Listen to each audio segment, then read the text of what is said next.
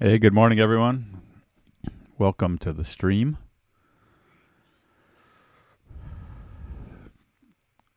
We're going to jump in. Today we're talking about the fires in northwestern California. We're talking about the Six Rivers, Smith River Complex, the Six Rivers Complex, the Klamath Happy Camp Complex.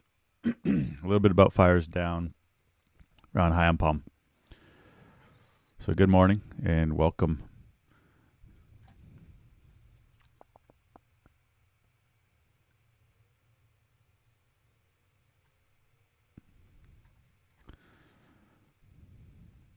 I'm going to start off by just playing a few satellite loops from yesterday.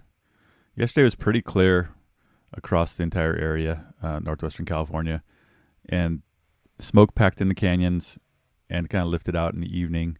And you can see on here, this is the heat satellite. Sometimes when things are active, this is as good as it gets for us. 1 kilometer resolution, so it's pretty chunky, but you can see a lot of heat kind of around the edges of the Smith River Complex. You can see heat here on the Elliott fire by Cottage Grove, and you can see a little heat on the Perch fire. And one of the interesting things yesterday was for the same time period, let's see. I'll have to jump back to that, I guess. A lot of smoke yesterday, and it kind of peeled out in the afternoon. I just want to run backwards. And as you can see this morning, this is this morning's satellite image. There's a lot of smoke packed in. What we see is just that smoke lays in, it subdues everything, and then it peels out about, let's see, we're just going to play some stuff from yesterday.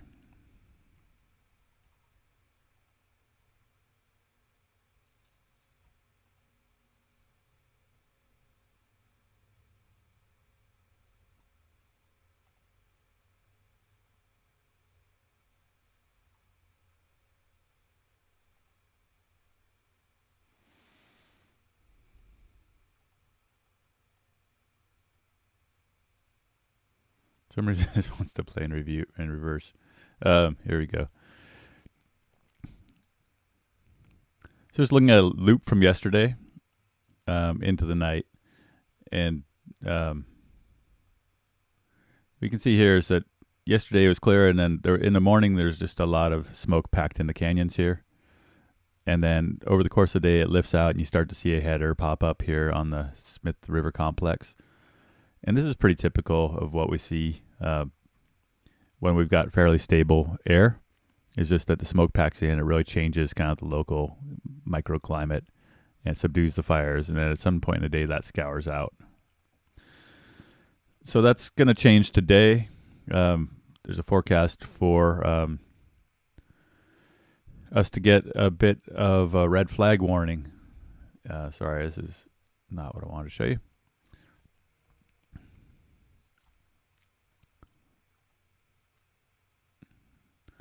Anyway, we're going to jump kind of right into Smith River Complex.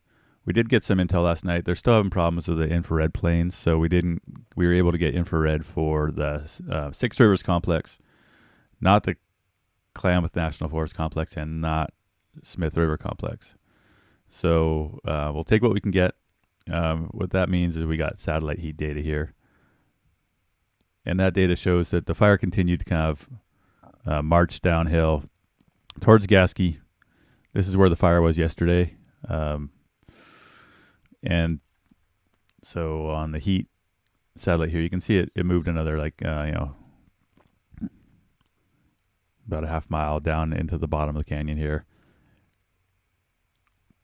As we said yesterday, there's a dozer line that's been built along this ridge, and a lot of tanker drops been done on this ridge.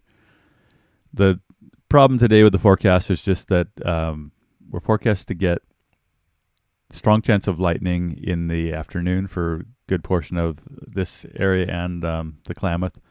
And when we have that instability of the lightning storms, we can have rapid fire growth, and also the outflow winds from the thunderstorms can give you strong kind of fairly unpredictable winds. You know, the outflows kind of can go in every direction from the storm. So if you have a big storm buildup, when that storm kind of breaks down, the cold air, all the moisture that's been lofted up into the clouds by the lift of the storm, then needs to sink down. All the water vapor weight sinks out of the cloud and it flows across the landscape in the form of strong winds. So that, once we have all this fire on the ground, is a concern. So just to kind of give a quick look here, the heat satellite isn't showing a lot of growth here on the Corral fire or the Diamond fire that have been really fairly subdued in the Biscuit fire scar. This is the Biscuit fire here from 2002, and these fires burning in that kind of brush field and grass haven't really shown that much kind of explosive growth. The places that this fire has really grown quickly were in places that had more, even though it was younger stands of timber. The fire really pushed in there when we had the alignment with the down canyon winds the other night. Over here on the Kelly fire, same thing. We've got continued steady growth downhill. And what happens with a lot of these fires in timber is that the heat of the fire kind of creates its own local kind of microclimate. And so even if we've got higher humidities and smoke and lower temperatures, just the radiant heat of the fire itself can kind of help propagate itself. This area isn't really heavily timbered, but there's enough fuel here for it to, to cook its way along. And so that's what we can see on that big picture satellite image, is just that there's a lot of heat kind of as this fire slowly kind of chunks along the edges. Another thing I wanted to show you guys is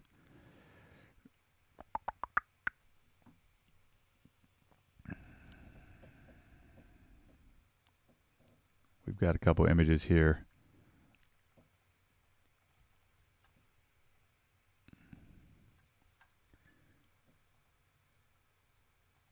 Come for the pretty colors. Stay for the intel. So there's a satellite that we monitor. We use it a lot for our fire effects. And so you can see, just this is yesterday about noon. And you can just see that there's, this kind of narrow band of active flame along the edge of the fire that's just kind of steadily cooking its way along. And at noon yesterday, it wasn't, it wasn't really super intense, but just that amount of kind of the sheer volume of heat on the ground. Once we get the afternoon winds and the smoke lifts out and you get sun on it, that's enough to just kind of rekindle these whole areas.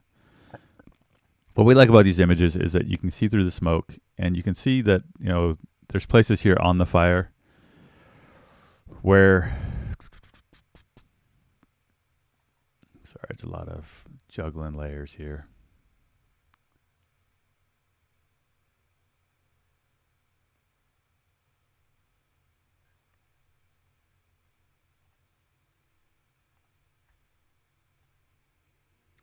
Within the burn here, you can see the burn is red. There are places here, like along the north side of 199 by Idlewild, where the fire is just kind of backing down. So we see that the fire is active out here. We also see that it didn't kill all the trees. And we also see that here in the canyon. These areas that are still blue, they still have living vegetation. So, a lot of this fire is high severity, like where it blew down the canyon the other night, the 3.5 mile run. The 2.5 mile run on Kelly, and the other one here, this 3.5 miles, you can see that those really kind of just, we say that nuked. But there are places here where the fire's backing, where you are getting kind of mixed, kind of good fire effects.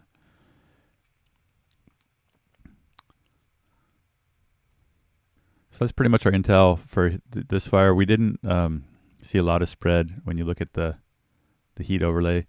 Really no spread over here on this fire with the clever name that I'm spacing out on right now.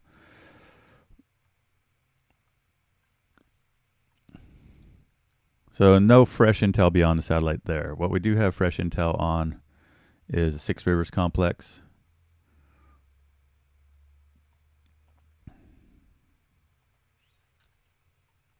So we'll start here on Perch.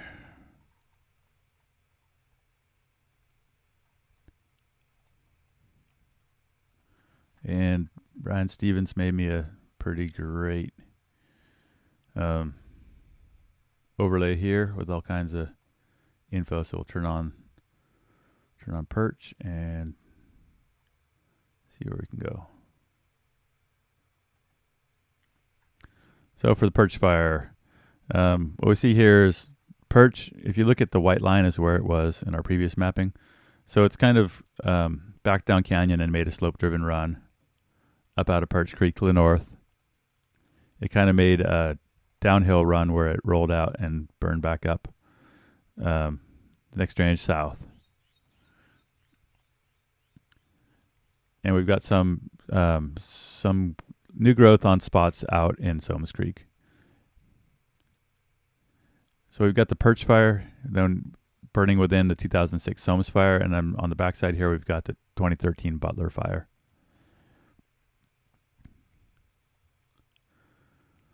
So, we do worry about outflow winds, because we do have a lot of people living down here. There's been a lot of good prep going on, but from the neighborhood down here. I think one of the biggest concerns the locals have is just that firing operations may happen that put more fire on the ground, and there's not a lot of, the locals are worried definitely that if a bunch of fire gets put on the ground as part of efforts to contain this, that it could make it worse. So we'll keep listening there and see what we learn. It's coming over here to the mosquito fire. On the infrared, you can see it's kind of interesting. A lot of work's been done as this fire's been slowly growing to tie it into the road systems. And so you can see that they've kind of brought it out to this road, brought it out to this road, and this road, and they've pretty well corralled it. The new spread we see on the infrared is some fire. Hard to tell here if this pooched out and ran up to the road or what's going on here, but for the most part, the fire's been backing down. What we expect on fires that are skunking around like this is that when we do get instability and winds, that we could have, a slope reversal where the fire that's kind of back slowly down to the creek crosses the creek and runs back up the hill. And when that happens, for the most part, we're not going to hold it on a mid-slope road. If a fire's boiling up out of the canyon, no one's super excited to throw a bunch of crews in the middle of the slope out ahead of it. So I think it's fairly likely that this fire will boil up out of here, cross this road, and spread south. It has crossed the canyon down below here. And so, this orange is kind of active, intense heat at the time of the imaging, which was last night. So good likelihood that this fire is going to take this slope now. It's backing its way down into here, down canyon. Let's see if Ryan's got anything for us there. Don't see anything right at the moment. Anyway, a lot of work. This fire hasn't burned that much acreage in the past week. But like we say, all that could really change in a hurry. We've had pretty mild, stable conditions for the most part. And the worry is definitely once you get these outflows, once you get instability, warming, anything could happen. This fire has also been kind of held within some roads. I need to turn on which one this is.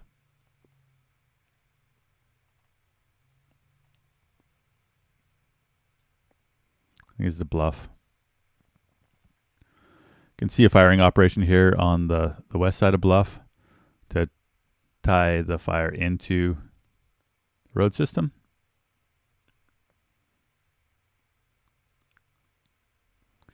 Looks like the plan there is to continue to carry that fire. Oftentimes we'll see this kind of firing operation midstream, and this was last night. So likely that they carried that firing operation all the way down this road. So we'll see on our next kind of update. See if the heat satellites have anything to say about that. Yeah, see, heat satellites show that heat continues, so pretty likely that the firing operation is tied in here now. That's just one flank, so potentially, the firing will continue down this road to stay ahead of the fire that's already below on the slope here. As we saw on Mosquito, this fire has squirted out on the south side and made a slope-driven run.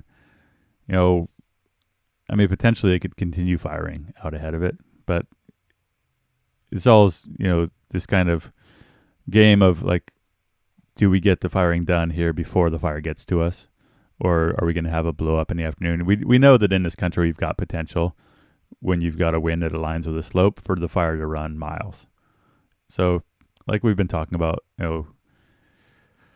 tactical operations are just all kind of a game of what can I get away with the time I have before something blows up. So these fires have definitely been kind of, I think, starting off, they were a pretty low priority. They didn't get a lot of resources early on, and now we're just we're kind of at the mercy of the weather. And like I said several times, we kind of steer these fires a little. We can pick up opportunities like, hey, there's a road here, we can contain this flank. 2 weeks from now, maybe these fires will be burned together and all out here. We don't really know, but maybe the work that's been done will keep them from going this way. Moving up to these fires that are more in the wilderness area, these have been unstaffed, unless something's changed. Same thing here. We're seeing a quarter to half mile growth. These fires are the Blue Creek 2 fire. Okay, so the problems with the NIROPS, National Infrared Operations Planes, continue. Yesterday we got some intel for the Klamath, but it came in too late for us to use. That's kind of the thing with intel, is intel needs to be timely. We brief people at 7 in the morning and then they go out in the woods. They might not have cell. And so if we don't have our intel to share with them and in time to make our plan, the day's operation proceeds apace whether or not the new information gets to us. So, if we get an IR flight and it takes until noon to get it's almost like intel goes stale quickly and it loses value by the minute. So no new IR for the Klamath Happy Campfire Complex this morning, but what we do have is yesterday's IR, and the Canyon and Elliott have merged, and the Canyon that yesterday hadn't yet crossed Dillon Creek, and they really would like it not to cross Dillon Creek, but they also don't have a lot to say about that because you really can't get in there on the ground.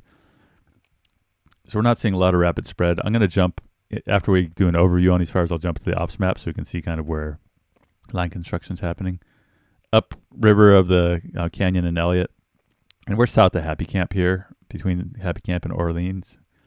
This is the Swillop fire. This is the U-Fish and Malone fires. As we said yesterday, there's work being done to open up old fire lines from the McCash fire, and there's pretty much a box around the U-Fish and kind of a combination of direct attack and indirect attack happening here on Malone. So let's just jump over to our ops map here. Okay, so for orientation, Happy Camp's kind of off the top of the map here. And the fires we're just looking at here are the U-Fish, the Malone, the Swillop.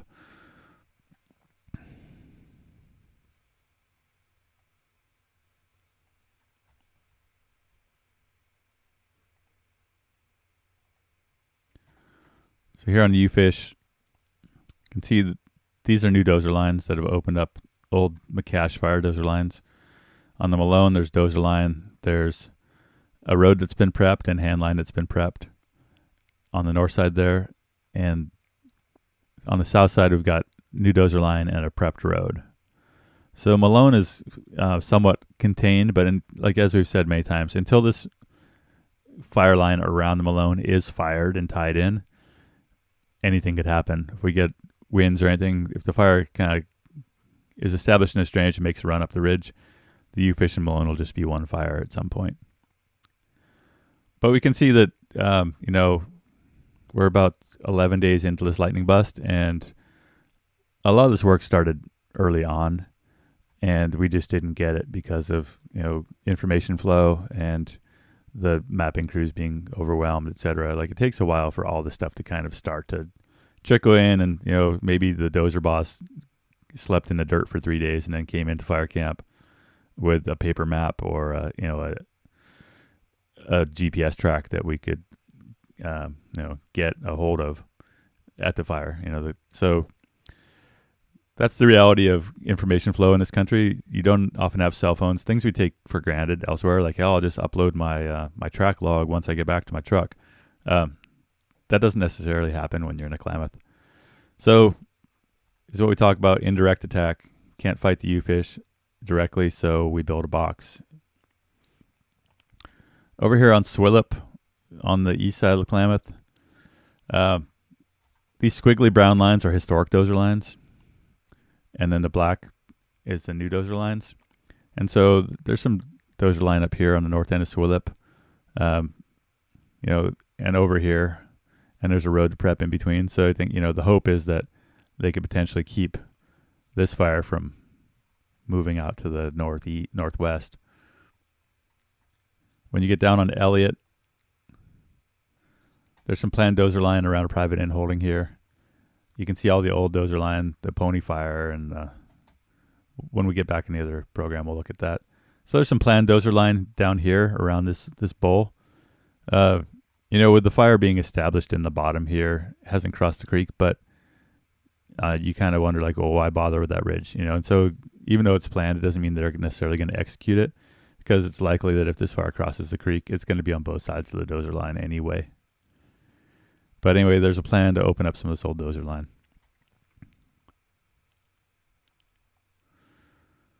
All right, so back to Google Earth, and just to kind of revisit what we just looked at, but in 3D with fire history.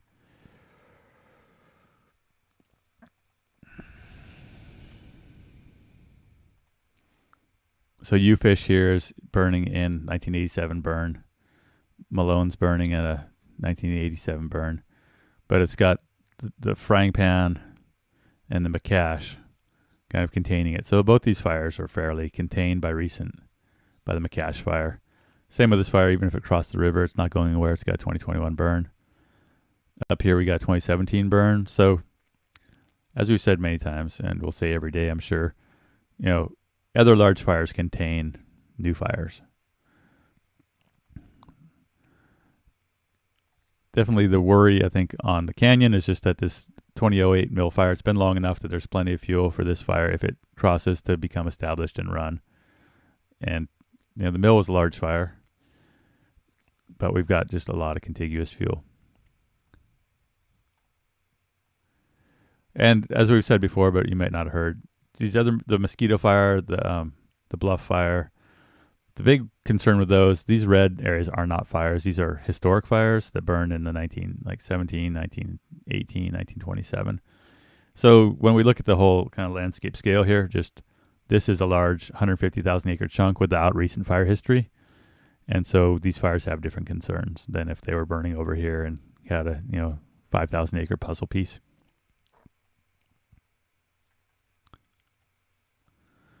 So without our infrared, we don't have a lot to tell you about the head fire over here. The heat satellites have been pretty subdued on this fire since the big rains. And we've got a couple little dots out here. And so in lieu of more detailed IR, that's what we're going on. It's just that these fires got soaked. A lot of them are burning in areas of sparse fuel that burned in the last 9 years. And for the most part, there's been a lot of good work done. Looking at the ops maps, they've got these fires pretty much wrapped or tied down, and they're going to, some places they may burn down to the road, but we're not seeing a lot of heat on those fires. All right.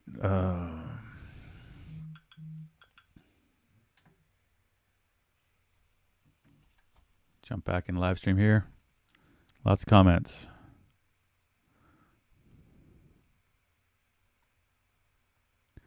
Take a minute to read comments for y'all.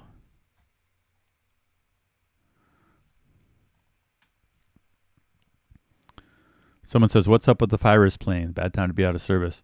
As far as I can tell, Fires is it's a state asset, and so the feds. It's harder for the feds. They don't like to use it as much on federal fires, which these are all federal fires. We have seen them use Fires on fires that threaten the state responsibility area, but for the most part, the Klamath is all federal responsibility area.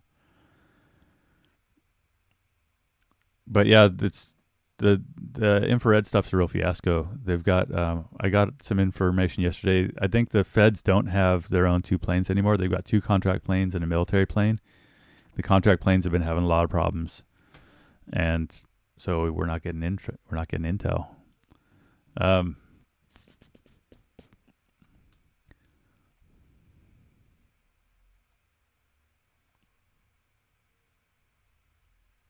Yeah, Ryan answered that Fires question in the chat.